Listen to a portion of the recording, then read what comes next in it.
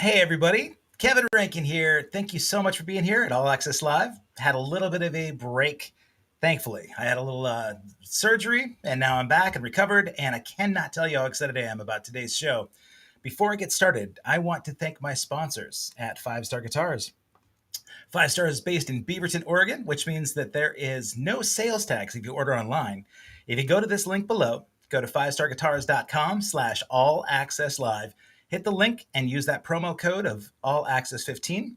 You're going to save 15% off everything you see. Plus, again, no sales tax means you save a ton of dough. So hopefully you can practice and get great lessons at Five Stars from pros like Jennifer Batten, who has her Guitar Cloud Symposium starting in again, she's got an event in, I guess, next weekend.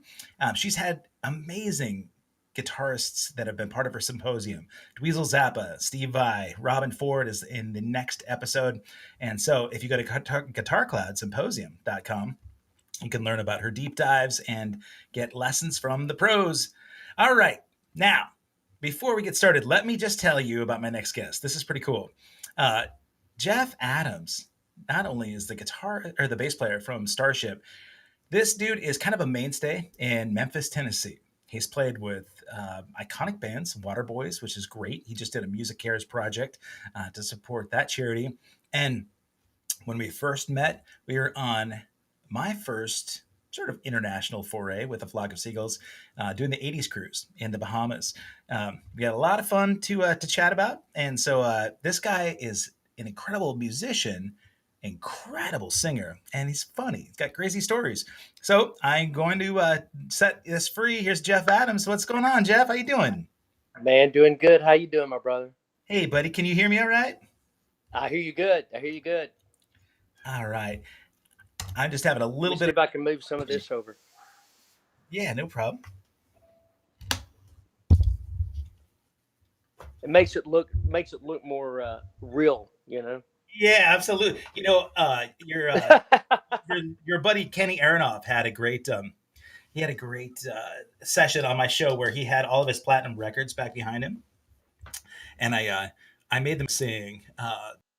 Hey, Kenny, thanks for assembling all your gold and platinum right behind you. And he said, dude, I've got over 3,000 of them. So what am I going to do? I can't stack all. He had like six behind him, and he felt like I was doing him dirty by not claiming all six or all 3,000. But um, Yeah, you know, that's crazy.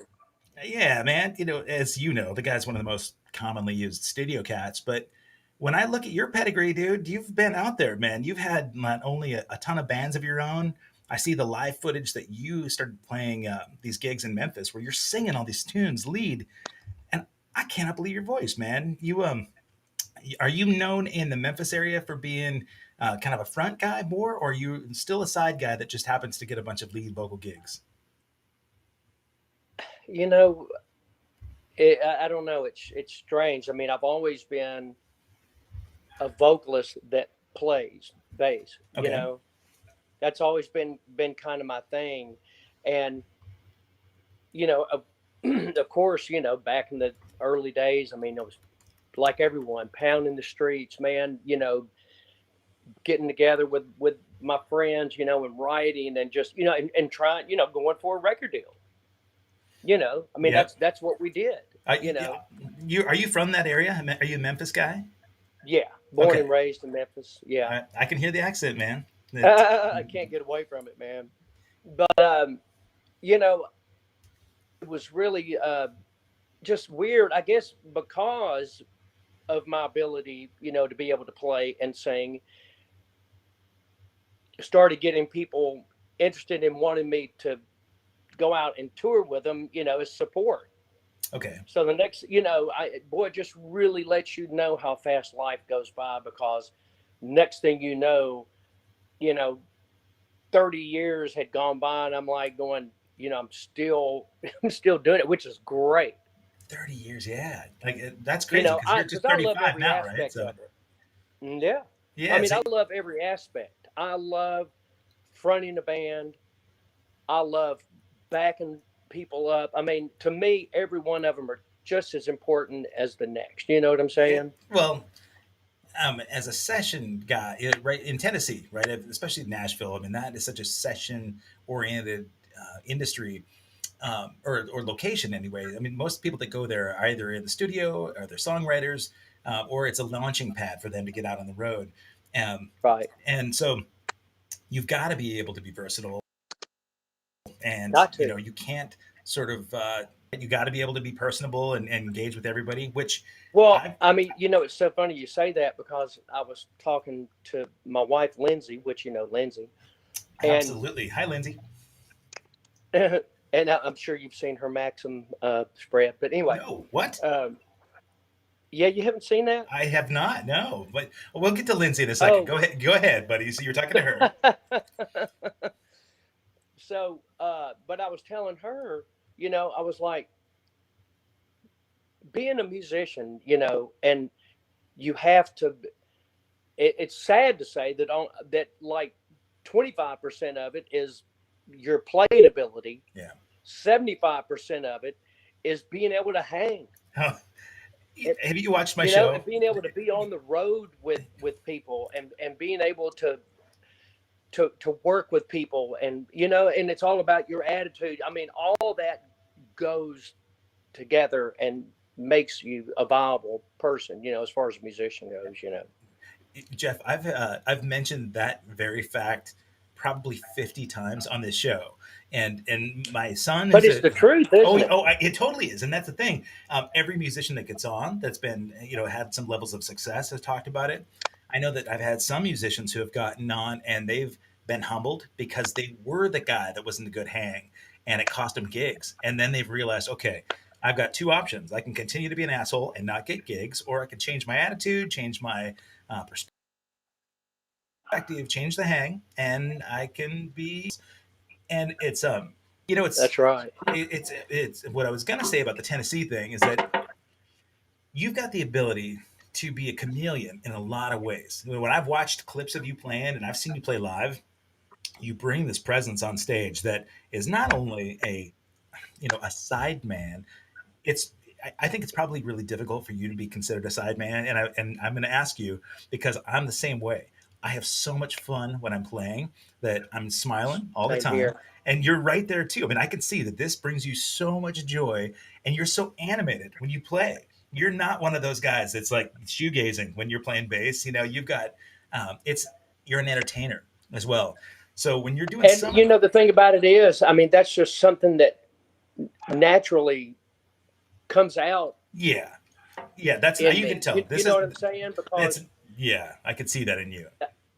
it is. It's not anything that I go, oh, okay, well, I got to get up there and I got to do kick number 32. Right. And look in the mirror and you're like going, page 54, rock pose. Right. Yeah. You No. know, but it's just a natural thing that it's because I love it so much. Yeah. And I wouldn't care if I was playing in front of 100,000 or 100 or one person. Yeah. It's going to be the same thing because I don't know how to do anything else. Sure. Yeah. you know, What I was going to ask you about is have there been situations in bands in the past when you've been that way? Um, is that your keyboard? Are you getting a little crackle? I'm just hearing a little bit of like crackle in the background, and I was going to see if it's your kitties running around behind you. But what I was going to ask is if it's difficult for you to be in certain bands where lead singers might get intimidated by your gregarious, outgoing nature. uh, yeah, I mean, I guess, but I mean, I try not to. I mean, I would never want to do anything to try to make. Are you still there? I'm here. Yeah, I just got a little smaller because I want to see more of you. So yeah, to try to do anything to try to make intimidate someone or make them think, oh, he's just up there showing off. Totally, yeah. Believe me, so I will say this comes from a place where I've had certain like singers that I've worked with in the past that have been kind of intimidated because they feel like I'm trying to upstage them. And I'm like, I'm the drummer, man. I know this is your band. I'm not that person.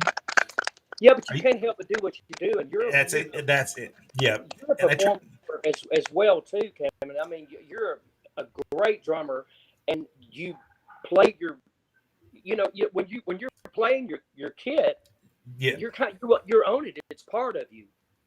absolutely. Yeah, I'm just wondering how you deal with some of those situations where somebody might feel intimidated and they're like, "Hey, man, kind of tone it down a little bit, right? Turn down the energy a little bit."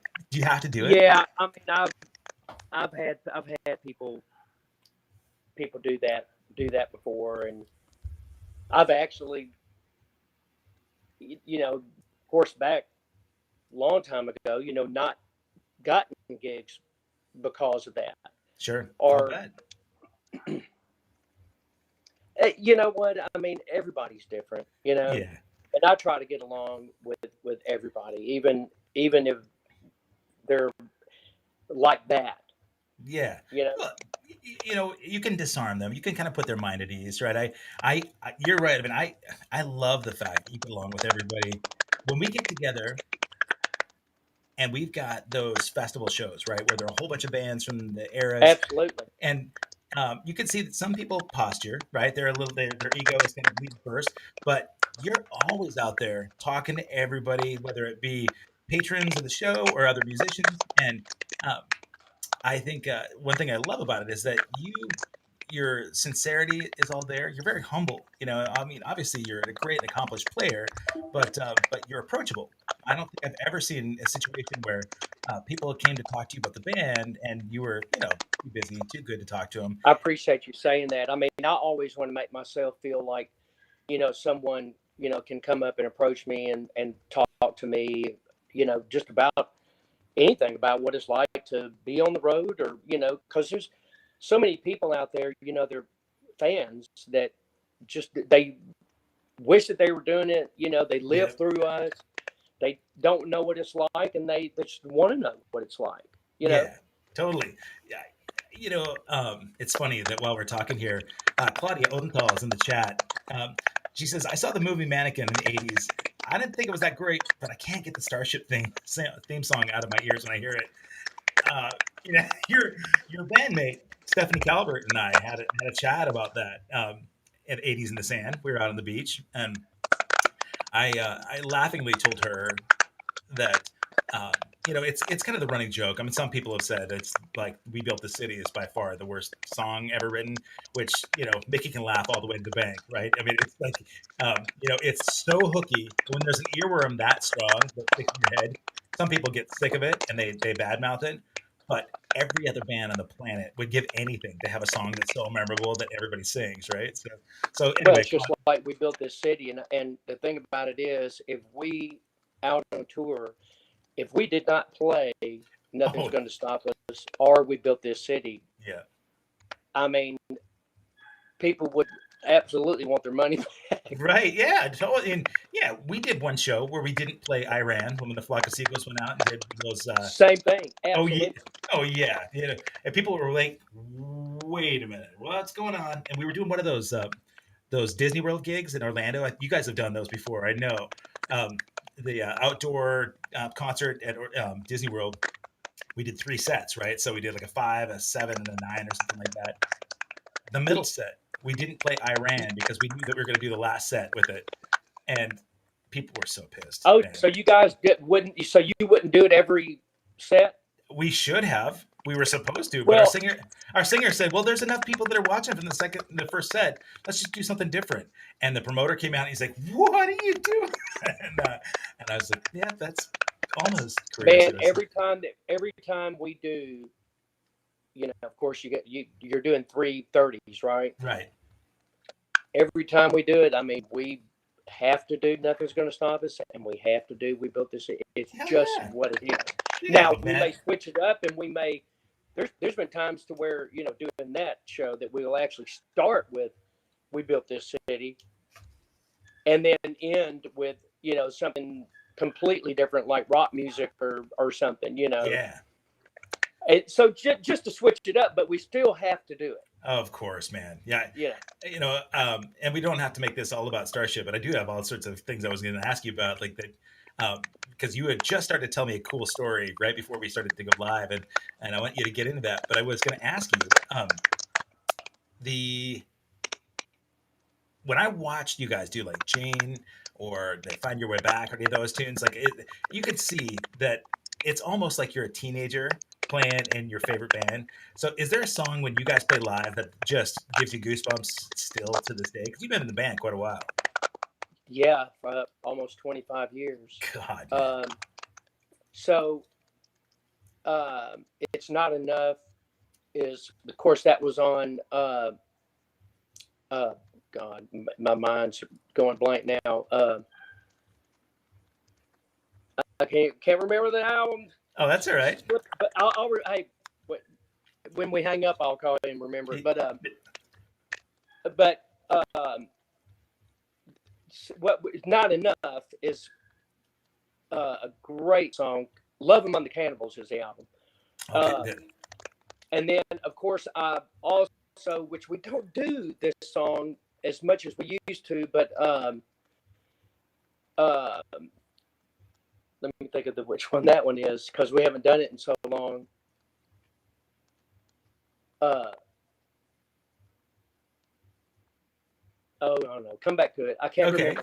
No problem. What is it about It's Not Enough that for you that just is so special about playing that one live? About what now? It's Not Enough. Oh man, it just the groove in that song, and it's just got this thing, that's it's Starship, but it's the later part.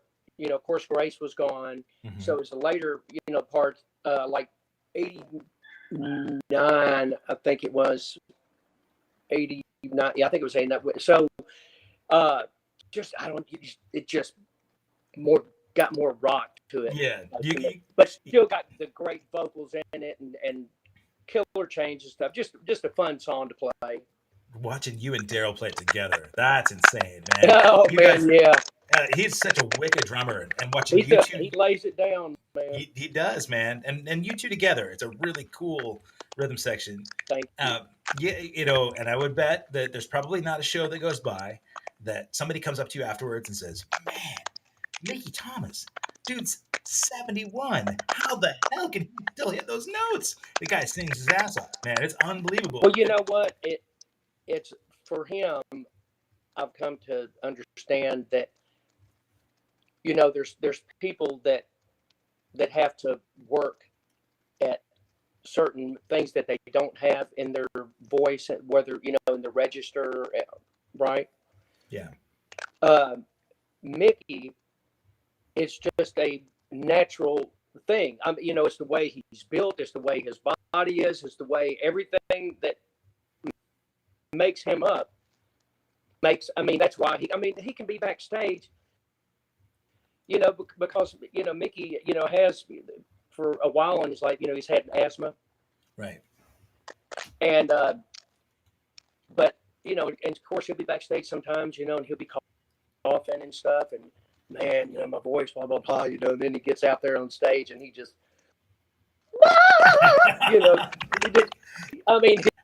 you're just like going, oh, whatever. Right. Yeah. That's a gift. It's a gift. Of course, how that energy thing is. You can even be feeling just kind of like, oh man, I'm whooped. Let's get this done. You get on stage, the light switch goes on. Yeah. Well, okay. I could say that for drums, but vocally, because like all the adrenaline in the world isn't going to fix vocal cord stuff, right?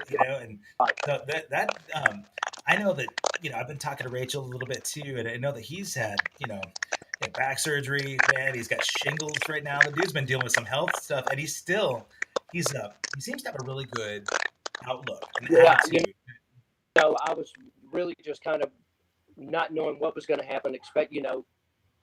Of course, last year, of course, we had the COVID thing. So before that, he was starting to have his back trouble. So he had I think what they call like a spinal blocker or something. Yeah. That they were thinking, could fix it, or could prolong it for a while. So because he was getting to the point to where he was having to kind of walk with a cane. He had to sit down a couple times on stage, and that's when the whole thing kind of came to, look, I got to do something. So he he went and had that done. Then, of course, time goes by. Now he ended up having to go ahead and have the real thing done. Yeah, Which I'm hoping, I'm one of those guys that I'm not 100%, into getting a back surgery because I've heard so many things about it, But then you hear talk of people saying, it's changed my life. So yeah, I'm hoping that Mickey, because he's so active, he's still incredibly active on stage. Yeah, he is. Yeah, I mean, honestly, between you and John and Stephanie and Mickey, and, I mean, obviously Daryl can't jump around when he's back on the kit, but he kind of does playing. But there is so much energy on that stage that people would be blown away if they hadn't seen you when they couldn't see you for the first time. They're thinking, "Wait a minute, are these guys in their 20s?" But I love it, man. There's a lot going on. It's funny because when I was in Nashville this week, one of the bass players came up to me. I can't remember the guy's a great guy, super nice guy. And so a buddy of mine named Rod Taylor, he writes for Bass Player Magazine. Okay. He was there. He introduced us. And, of course, he said, Jeff plays for Starship. And he was like, dude, that's crazy. And I was like, what? And he goes, I was just last night, I happened to be on the computer looking up stuff, and I looked up Starship. And then there, he said, and there you are, and he said, and here you are. He said, that is the weirdest thing, so. Yeah, you're on everybody's radar. You're still relevant, man. Speaking of relevancy too, I see that bro Paul Brown is in the chat here. He and thank you for being here. I got the clip, the Music Eric's clip that you guys did together, and I did reach out. I mentioned to Rich Redmond, hey man, I just heard the track that you and Jeff were on, and Rich mentioned the same thing that you did about how he had these drum parts that were just given to you through Paul, and like he got them to you, right? And then you wrote this song around it. The song's amazing, man. I think in the cause. Yeah, I've never done anything like that before. So when Paul when he had called me about it and had told me, what he was doing. Of course, I was totally in from the get go. And he said, "Okay, what I'm going to do, so I'm going to send you this drum track, and what I want you to do is I just want you to just come up with something, just whatever you're feeling, just write something to the track." And I'm going, well, I mean, do you have an idea? He was like, I trust you. Free reign. Okay. Just do your thing. So, I mean, I sit there, worked with it, and kind of got a thing going. I was like, yeah, that's pretty cool, and then I came back to it, and a couple of times, but I ended up coming up with this really cool bass part, and actually all the different movements all the way to the end, right? And then I sent it back to Paul. Of course, he was like, man, great job. So everybody else, is putting on their stuff, on the guitars. And then, of course, Eric Gales played the solo in it. Yeah. Wendy Moten, incredible singer, sung it. And her husband, Dave Santos, which plays with Melissa Etheridge, cool. played guitar on it. He's a bass player, but he played guitar on it, and both of them wrote the lyrics to it. And then Paul actually arranged it. And then, of course, Rich Redmond played drums on it. Yeah. And pros. I was just blown away. And so, the song just came out like 2 days ago. So it's all got going on almost 200,000 hits on it. Okay. Wow. That's... And Paul texted me yesterday, and he said that they're doing a vote considering for a Grammy. Are you kidding me? Wow. That would be fantastic, man. It's a great song. The cause is awesome. It's really cool. I'm going to ask you a favor. There's a whole bunch of feedback noise I'm getting from your... Yeah, I know it. I'm getting actually some I'm getting some distortion, not distortion, but like you said, Yeah, someone's cooking bacon. that's exactly what it sounds like. I was going to ask. I'm not sure if it's the internet connection or maybe the mic on that phone, but maybe if you wouldn't mind, just log out for just a second and come right back in and see if that helps. Okay. I'm just trying to think. Is there anything? Now it's not doing it. That sounds a lot better. Oh no, there it is again. Uh, sometimes this happens where it just sometimes the connection gets a little tweaked and logging back in might help. Can you hear me now? Yeah, I can hear you. It sounds a little crackly still. Do you want to just give it a shot? Just log because we What do you want me to do? if you log out and then just click that link and just come right back in again. Let's see if that helps. And so hit the leave. Yep. Yeah, leave and just come on back in. Okay. Thanks, buddy.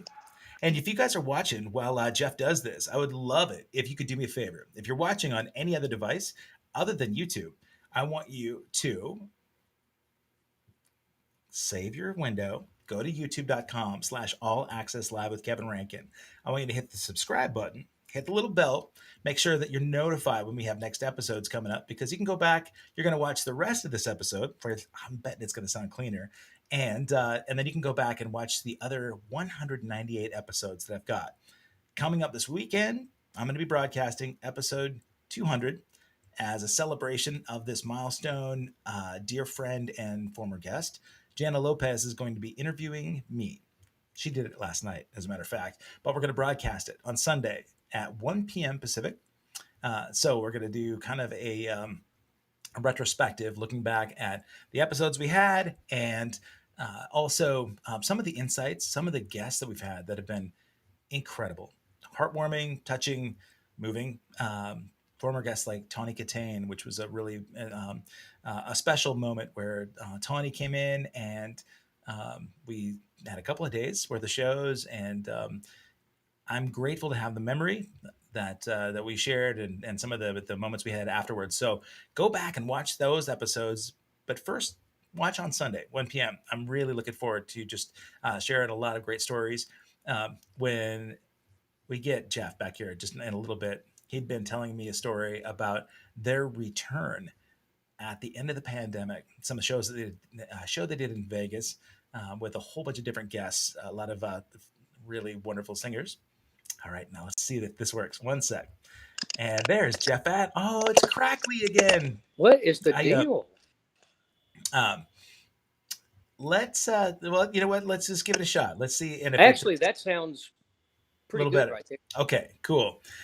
So you know what? I was just starting to allude to the conversation you and I had right before we went live. You were telling me the story about the gig that got moved to Vegas that you guys were doing. So if you want to back that up, tell the story. This is awesome. I can't wait to hear this. Well, I mean, first of all, we had been off for a year. The last show that we did was, we left February the 28th for South America, for Santiago, Chile, and then had the show, flew back on the 2nd, and then that's when everything just hit the fan. Wow, yeah. So that was the last gig.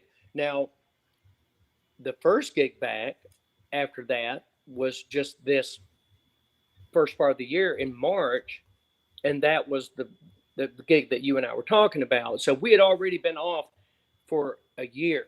Yeah. And so when we got approached about doing it, we saw it on there, and it had said that it was in Orlando at the Hard Rock, and we're like going, oh, well, that that's cool, but then they were kind of hem-hawing about it, about whether or not they were going to do it because of COVID and the restrictions and that whole thing. And then all of a sudden we started hearing word about it being moved to Vegas, and we're going, Vegas? Why they moved it to Vegas? Because Vegas is like closed down, Right. So, but ended up doing it in Vegas anyway. But the show wasn't just a Starship show. It was a Starship and Friends, to where we actually will back up different artists. Like on this one was Wally Palmer, from the Romantics, Of course. and Steve Augeri from Journey, Skip Martin from Kool and the Gang, John Cafferty from Beaver Brown. Right on. Trying to think if there's anyone else. I think that was it. Okay. And then of course us. Yeah. But and it was a complete filmed thing to where we had one day of all day rehearsals, going over the stuff. And the next day, the artists came in, we would run them, and then they go, okay, shoot, and then of course we would shoot the songs, and then next shoot the songs. But then the one person that didn't show up was, and we didn't finish that part of it, was Steve Augeri from Journey, right?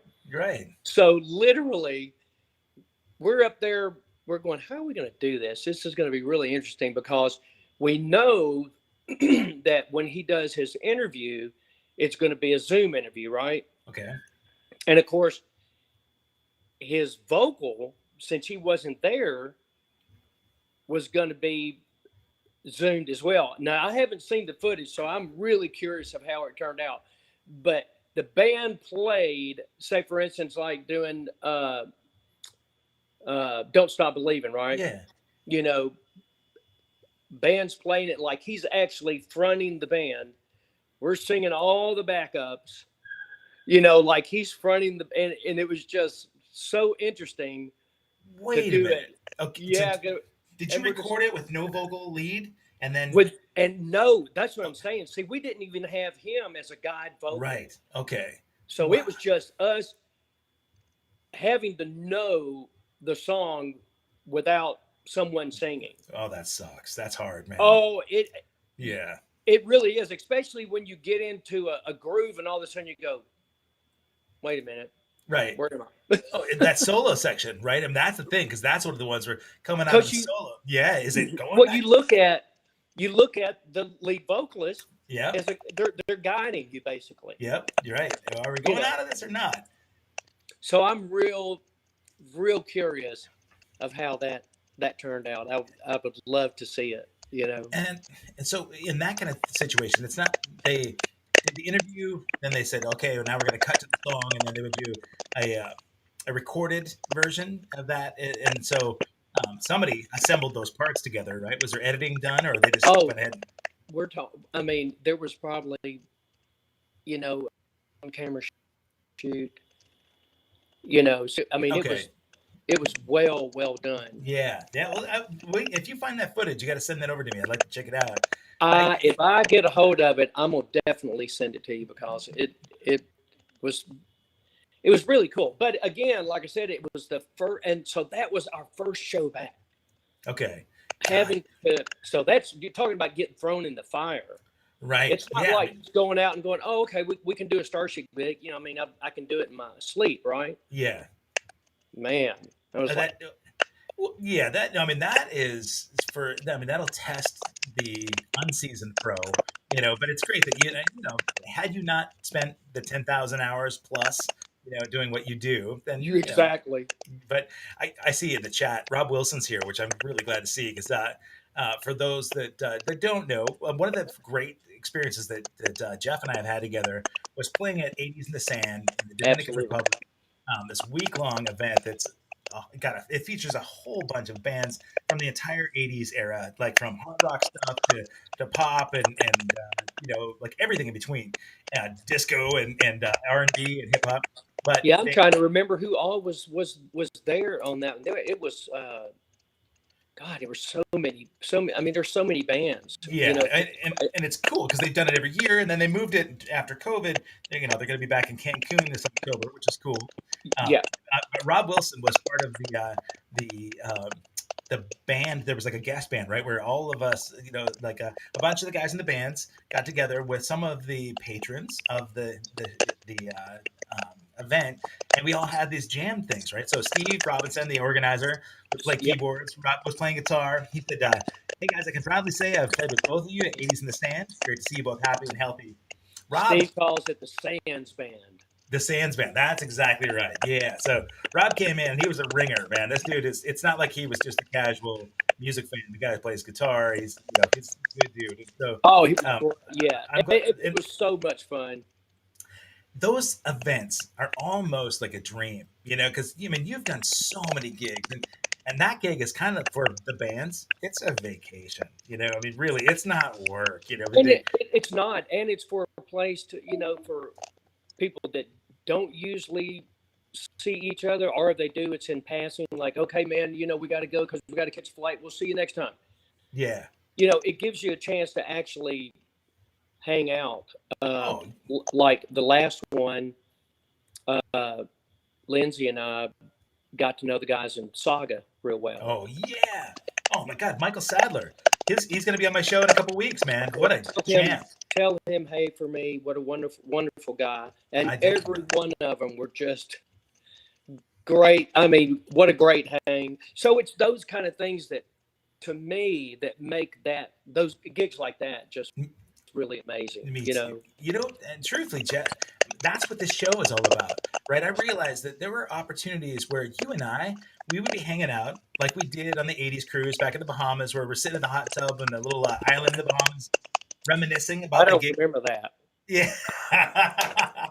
Yeah, they had a lot of pina coladas in it. Right? But I remember talking to you and Lindsay, in the hot tub there. We had Alan Hunter from MTV and Yeah. the Wang Chung guys. We were all chatting about, we get paid to be here right now. This is crazy. But the nice thing is we get to chat about real stuff, right? It's not like it's the superficial, oh yeah, so, weather's good and, we got this gig, but we can talk about family stuff. We can talk about, No, there's real stuff that happens. Just like one of the this is so funny, man. I think the very first time that I did the 80s in the Sand thing, it was me and it was Steve Robinson and it was Alan Hunter and his wife and my wife, and I'm trying to think of who else. So we're at the Japanese restaurant, yeah.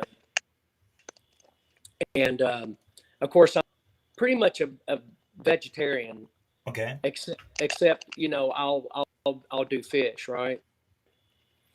And they didn't really have anything that I wanted, so I was like, you know what?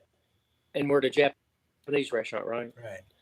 I said, if you don't mind, I said, just bring me some sashimi. I Okay. said, that'd be perfect. I would love it. She goes, okay, Okay. bring sashimi, right? So I'm waiting. Everybody else is, kind of doing their thing. All of a sudden, the girl walks up. She sets the plate down, and it's a plate of zucchini. Oh no. Oh God, man. Are you kidding me? Oh, Every, Alan, I mean, you should have seen Alan Hunter's face. oh God. He is such a cut up anyway, man. I love that guy. So He is a cut up. I love him to death. He is a funny guy. he's a good dude. I'm gonna out myself on something too and tell you one of those kind of crazy circumstantial things for 80s cruise. So I've been in the recovery program for a while. I've been a sober guy for some time, and they happen to have sober meetings on the cruise ships, right? So I was really surprised by it. Yeah. Every day at 4 o'clock, we'd go down and I'd hang out at this meeting, and this woman pushes her husband in a wheelchair and sits, down next to me, and everybody kind of goes around and they talk about, what's going on the cruise and like how they're doing, dealing with their sobriety and all that. They get to them, and the guy, I said, "Did you want to share?" And the guy's like, "I don't know what this is. These crazy naked women up on the top of the deck, playing Twister." And I said, "Yeah." And he goes, "Like, we just came here for relaxation. I came here to catch my email in the library, and you're talking about drinking." And I, what? And I said, "Well, this is a meeting of, it's a recovery meeting, man." And he goes, "Oh man, everything is confusing." And we walked out. I talked to him and his wife. They're from Austria and they are retired. So they go from cruise ship to cruise ship to cruise ship instead of being in a retirement home. And their agent that booked them on an 80s cruise. Hilarious. They're stuck for a week out at sea, having no idea that they're with a bunch of people that are just partying and cutting loose.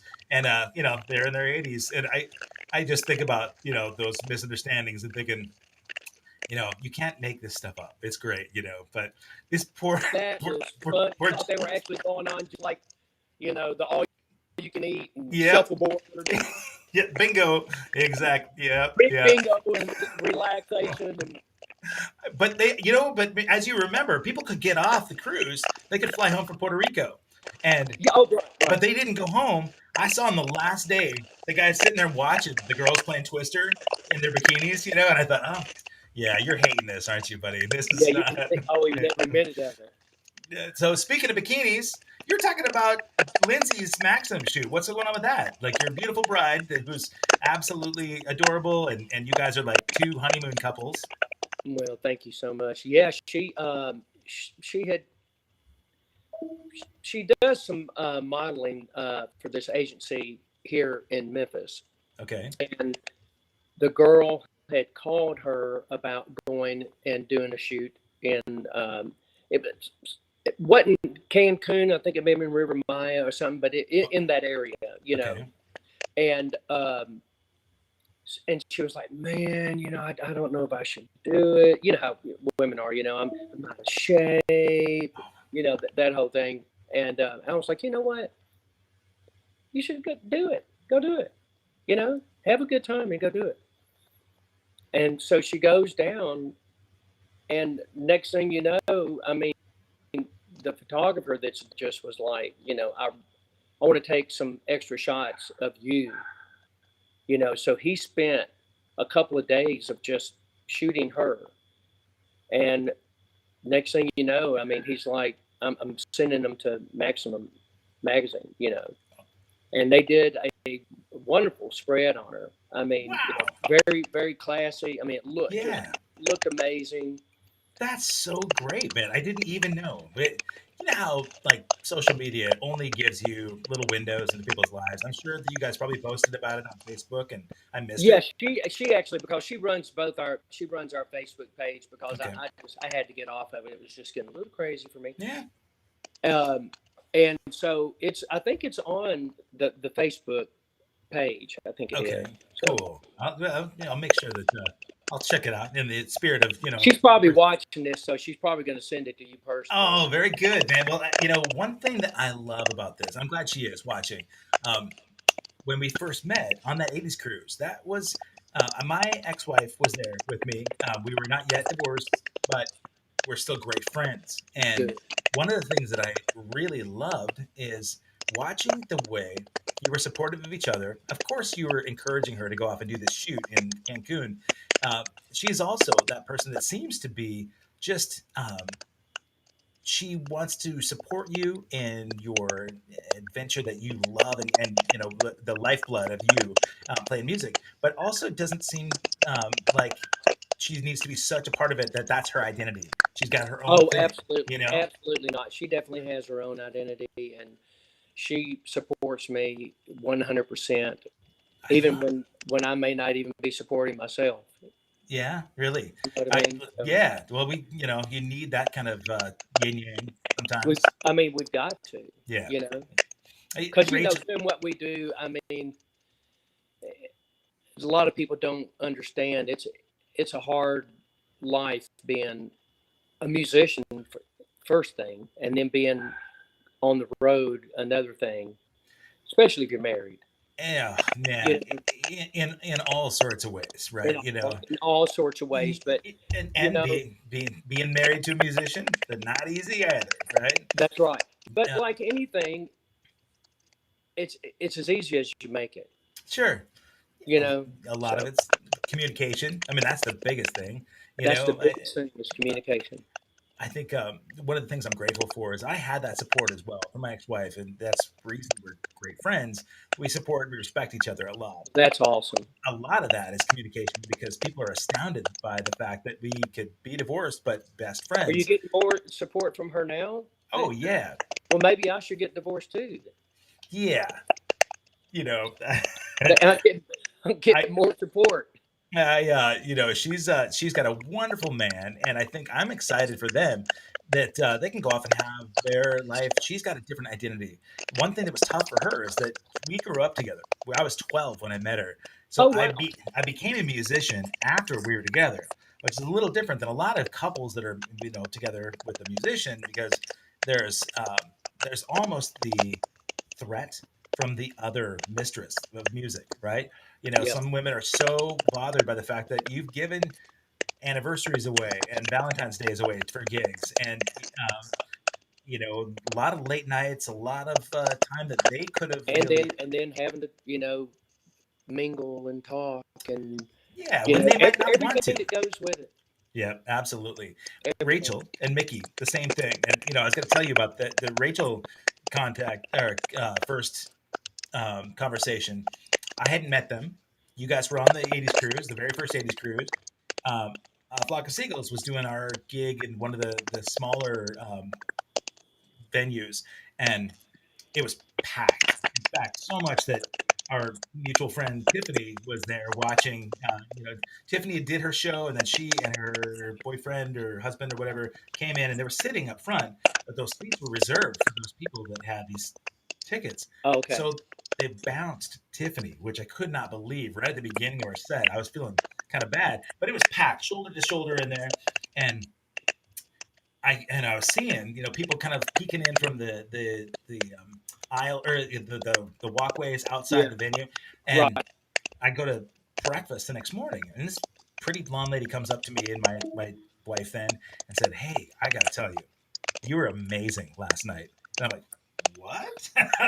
And my wife was laughing. She goes, "Where were you last night?" And I said, what do you mean?" Were. And I said, "You were at the show last night?" And she said, "Yeah, my husband and I walked by. It was crowded, so we were up on our tippy toes watching, and you could tell that you were having a great time. You're spinning your drumsticks, and you're all smiling." I said, "Oh, well, that's cool." I said, "Is your husband here too?" And she points it out. I'm like, "Mickey Thomas is your husband." And I said, "You guys stood on your tiptoes and watched my show?" And she said, "Yeah, it was just really engaging. You were fun to watch." And I So thought, that was Rachel, huh? it was Rachel, and That's funny. and I told her, I said, sometime I'm going to need you to record your part saying you're amazing last night, just so I can take that with me, But Yeah. she has a good laugh about it, and I thought that was another thing too. I could see they are so supportive of each other, like right Oh, yeah. now, when recovering from back surgery, shingles, and she's taking care of him. She's got a father who's dealing with cancer and all that, and still, um, you know, you look at those kind of relationships and you can admire the Yeah. resiliency, especially during Absolutely. COVID, man. I mean, how have you guys been? You had a year off from gigging, and obviously, it's not like Lindsay's out doing a ton of modeling when there's COVID happening either, right? So, what did you guys do to kind of make sure that you gave each other space and Well, I've become the proverbial handyman. okay, We live on 3 acres, so I mean, I'm taking care of all that, taking care of the animals, taking care of everything while she's gone, because she's on the road a lot now too, because she's the company that she works for. She is a rep for a company called SSG that pretty much supplies all. I mean, I don't even know how many states that she has. She has at least 3 or 4 states that I know of that she has to supply all their products and stuff like that. So she's been gone quite a bit. So I'm the one here now, you're a but ranch hand. till it starts kicking back up here, in July. So You mentioned animals. Do you have like farm animals? no, you may as well. We got 2 dogs and we got 3 cats and Okay, yeah. I a saw the bunch of kitties. mice and Oh, some ants. those kitties are supposed to take care of the mice for you. So, I, you know, I think about you, with 3 acres outside in Tennessee. And I just picture, a whole stable of horses, and. Well, I did before that. I had a 20-acre farm that had, I was going to buy horses. I had the horse stable and the whole 9 yards, but we were touring so heavy. Every time that I would come home, I would have to get on my tractor and cut 20 acres. And then I would Oh, leave. Then I'd come home and I'd go, I got to cut it again. I mean, oh, it was nonstop. And I was just like, I can't do this. yeah. So I ended up selling the farm and moving to the airport. Of course, my house then had just about right at an acre. So that was a lot better. But now, of course, I'm back out here. We got 3, and then behind us is like another 100 and then it Oh, goes into the lake. So it's all government stuff. So okay. I'm just picturing Jeff Adams with all of his like studded bracelets on and rock clothes on a riding lawnmower out there, like taking care of the property. You, you know, I did do that because actually some buddies of mine. It was so funny. Some buddies of mine had hit me up here in town. They were like, "Look, and this is, of course, when no one's playing, so everybody's starting to do all these Zoom yeah. songs to where they're doing their favorite songs and they're zooming, right? So they wanted to do Detroit Rock City. Oh yeah. So, but I mean, it was so funny because I dressed up like Paul Stanley. You know, Oh, we all did the whole thing, and we shot it, a lot of it out here at the house. really? Okay. Yeah. So But you can see that on YouTube. It's actually turned out really good. It was pretty cool. A lot anybody of else fun. I would know in that assembly? Yeah. I would know the other guys. Do what now? Oh, would Who? you know them? Yeah. I'm trying to think. No, these guys are just local Okay. guys, but I mean incredible musicians. Well, you probably know PJ Farley, right? PJ, Oh, bass player. Yeah. So PJ I'd known way back in the Trickster days, and I know he's out with Lita Ford, but he's got that band Quarantine with Chris Jericho, the wrestler, and oh, they do all Kiss covers, right? And they do, oh, wow.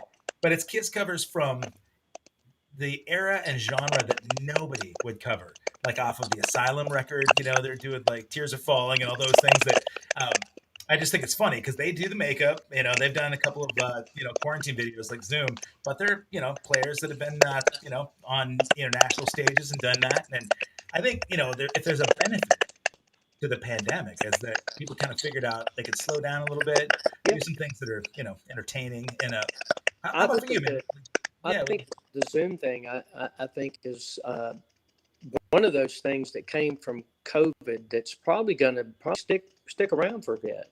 I think you're right. You know. Even streaming concerts, right? Yeah. I Oh mean, yeah. people Absolutely. people are still going to come out to live concerts, as you know. I mean, I know that the Busch Gardens show was probably just off the hook when you guys did It that was thing. it was it was it was great. Now, of course, what's funny, even though they were back open, supposedly, Yeah. from what I understand, they still, because we did two shows, so that they wouldn't have to let so many people in for just one Cool. show. You know what I mean? Yeah, yeah. So they're So not they're packed still trying over the to show. they're still trying to be, cautious, and careful. Yeah. But it was great, and that's what we were talking about before. We had done, of course, that first show that I was telling you about in Vegas, and then we were in Utah, and in Utah they have a venue that looks just like Red Rocks. It's like their version of Red Rocks. Yeah, I was there. I know the one you're talking about. Grassy amphitheater. Super Yeah. nice, beautiful, beautiful Beautiful. place. Yep. And it was sold out. So I mean, it was just like so amazing, to finally see people back out, and it just lets you know how hungry people are. Yeah. I think it's that's another good thing that came out of COVID is people having that appreciation for music and not taking it for granted, and Yeah. not taking being able to go out and see a band for granted. You know what I'm saying? Instead Yeah. of we'll see them next time. Right. Now, buddy, I'm telling you what, they're going. Yeah. I mean, people got complacent for a while. People were starting to hang out and watch Netflix at home instead of going out to see live music before the pandemic. People have seen enough Netflix now, man. They're done with it. They want to get out and rock. Yeah. They want to get out, man, and just have a good time, man.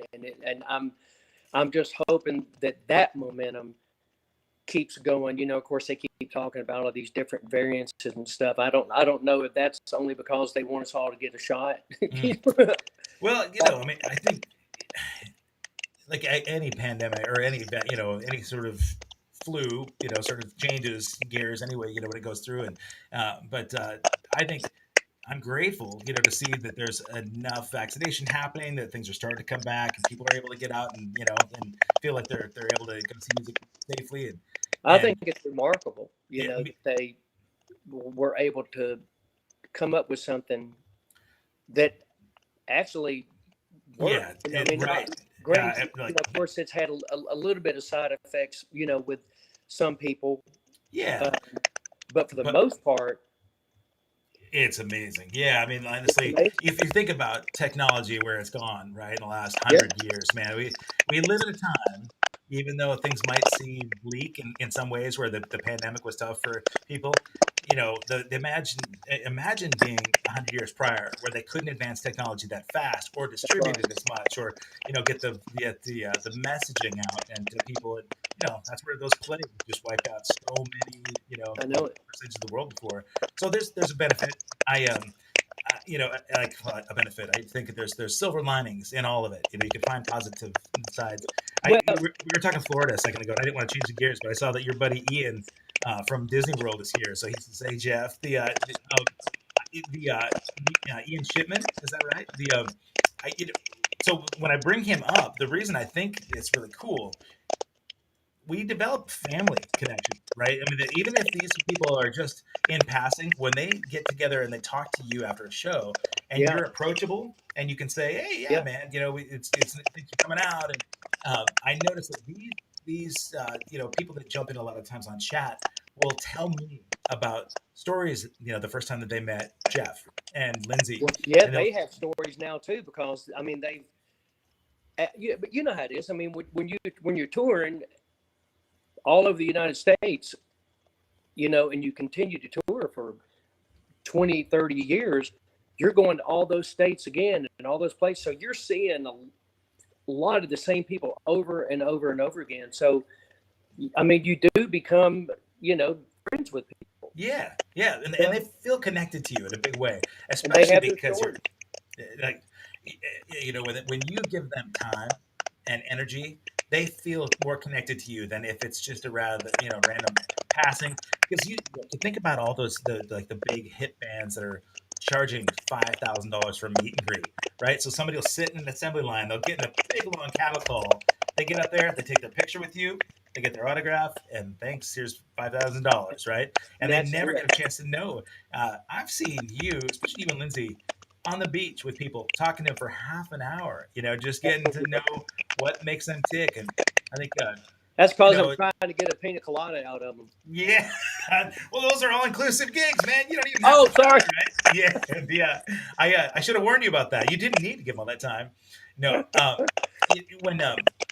when you guys take downtime, when you've got it off of touring, where do you guys like to go for vacation? Well, I mean, we actually we've got one planned coming up. We're going to be going to Florida, and taking the kids, and Nice. you know, we at least try to go at least once or twice a year because she knows how busy I get, and then she's busy, and we can't do it. Yeah. Uh, like actually, right now she's in New Jersey, hanging with some friends that actually we met on the Moody Blues cruise. Oh, right on. That he plays. Do you know Glenn Burtnett?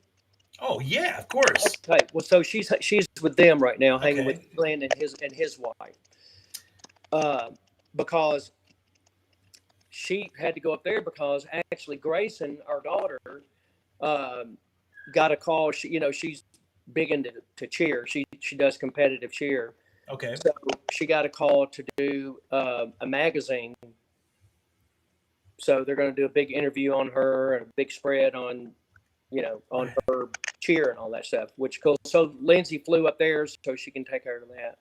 That's great, man. But not quite a vacation, but almost. The Well, believe me, she'll make it a vacation for us. yeah, you have to, man. I mean, really, you realize that taking every minute that you can, for yourself, and when we're on tour, and I don't know if it's this way for you, when you think about bands that are out 250 days a year, right, where it's just a nonstop tour, where you don't see anything other than the inside of the bus, backstage of catering, or on stage. Yeah, For me, I love where we're at right now, where we can fly in a day early. I can kind of check out the lay of the land, maybe fly out a day late, so that I can. absolutely. Are you the same way? I'm absolutely the same way. And you know, I I went out. Of course, I did the Waterboys Yeah. first leg of their North American tour of this last album, and they do all bus. So we had two prevos, and being back on the bus, it was it was fun. And in so many ways, I miss being in my bunk. Yeah. But then it made me appreciate what we do. Right. Being able to go in early. You don't have to, just time wise, leave so early or late, and you don't know Yeah. what you know. So I'm like you. I appreciate how we do it now. Yeah, we're a little spoiled in that way. Yeah, You mentioned the Waterboys gig, bro. Paul Brown. He said, "And you killed it," which doesn't surprise me one bit. I mean, you seem like the kind of guy that when you get the call for the Waterboys gig, you do your homework, man. I mean, I see what you put into a show. well, I tell you what, I had to really do my homework because the way the situation was, I was at Epcot, right? Yeah. And I had already told their manager, I was like, there's a couple of shows. I've got a charity that I always do, which is the Arizona Children's Charity. Oh, cool. And then I have to do the Disney thing. Those are, high profile gigs. So, I have to be there. So, of course, he said, oh, no, no problem, no problem. So literally we were getting, I think it was like 4 o'clock in the afternoon, and we're getting ready to head over. And all of a sudden I get a phone call, and it was Waterboy's manager. And they're like, we need you on an airplane. We need you tomorrow. Oh my God. And I went, I can't, I was like, as much as I would love to, I just remember what I told you, I had this thing, and but going back to being able to do your homework. So I kept trying to get them to send me their set list for the new record of what they were going to be playing. Yeah. And I guess that they were thinking that, their bass player, unfortunately, the bass player's brother wasn't doing well, so he had to fly back to Ireland.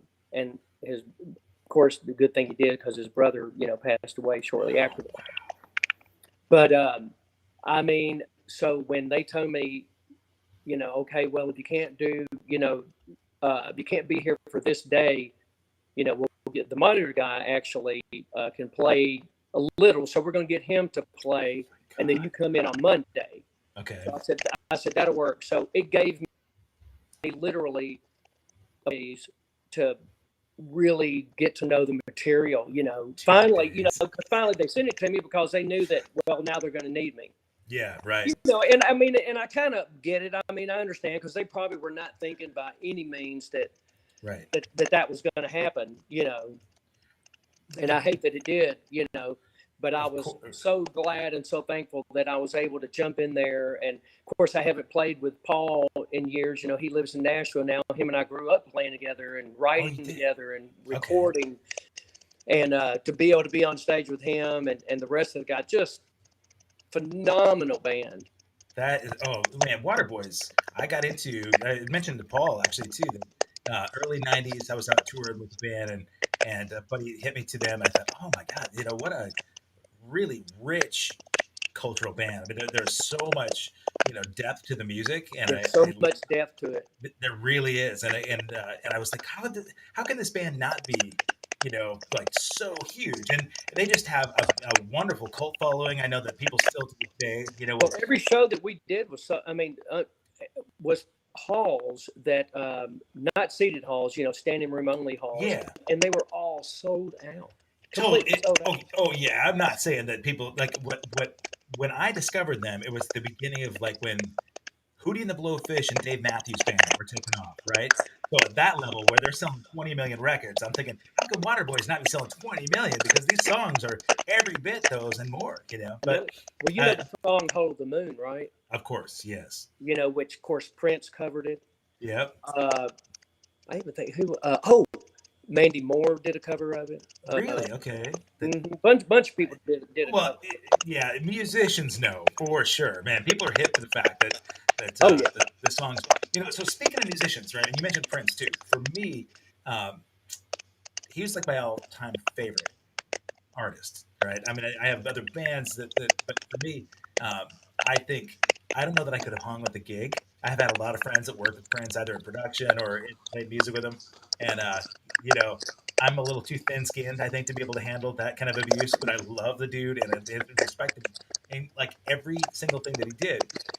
Is there an artist that you think either posthumously they've passed away or maybe living, where you get that phone call 2 days from now, and Starship's not doing anything, right? Like he's taking a little time off to deal with back stuff. What's like the dream bucket list gig for Jeff Adams? Well, I mean, I kind of already did it. It was Jeff Carlisi, buddy of mine. The guitar player for 38 Special. Yeah. Uh, Him and I, we do the Arizona Children's Charity together, and Okay. we were also in the Rock and Roll Hall of Fame band together. Really? Yeah. That's cool. So as they induct the bands, you're the band that's playing there on stage, like bringing people in and out. And yeah. okay. We did all their pretty much all of their gala fundraising stuff. We did all of their pre-party stuff. All of the it was me and Jeff and Liberty DeVito from Oh Billy Joel. God. Yeah, wicked drummer, legendary. And let's see who Ricky Byrd, from Joan Jett. Yeah. And Rob Arthur, which Rob Arthur originally was with John Osborne, but then he plays with Peter Frampton, been with him for a number of years. Okay. Just and so much fun, so incredible. And I'm trying to remember where I was going with it. I went off. Well, I was asking about your bucket list gig. Oh yeah, so Jeff and I had actually got a call to do a gig at the Joint in Vegas, and it was with Paul Rogers. Oh wow! And of course, that was on Jeff's bucket list as well. Oh, that's yeah, man. And him and I kept going. I don't think he's going to show up. I bet you.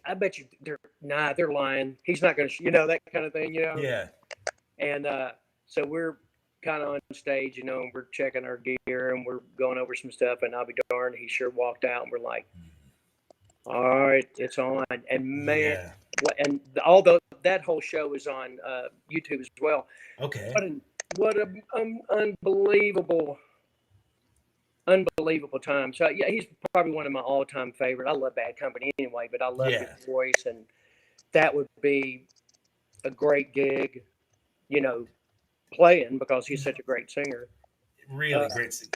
As an odd pairing to have him do the Queen, I thought, but for sure, just incredible singer, man. And, I talked to Dean Castronovo quite a bit about Paul Rogers back in the day, and I would bet you know Todd Jensen, don't you? Yeah. Okay, so yeah, because you remind me a lot of Todd. Very, multi-talented, not a wicked bass player, but a great, amazing singer. Todd's a Portland guy. I've known Todd for quite a while too.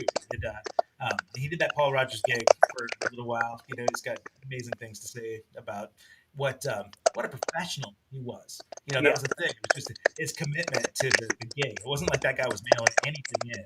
No, and man. The presentation, the show. That's a good bucket list gig. I appreciate that. One of the things that, and I two questions for you before we jump off, because one of the things that I love to just put people on the spot and just ask them, people that know Jeff Adams, which there are a lot because you're out there, if they feel like they really know you, what would they be surprised to find out? Like, what's a guilty pleasure of Jeff Adams? Oh God, boy, you did put me on the spot. Oh.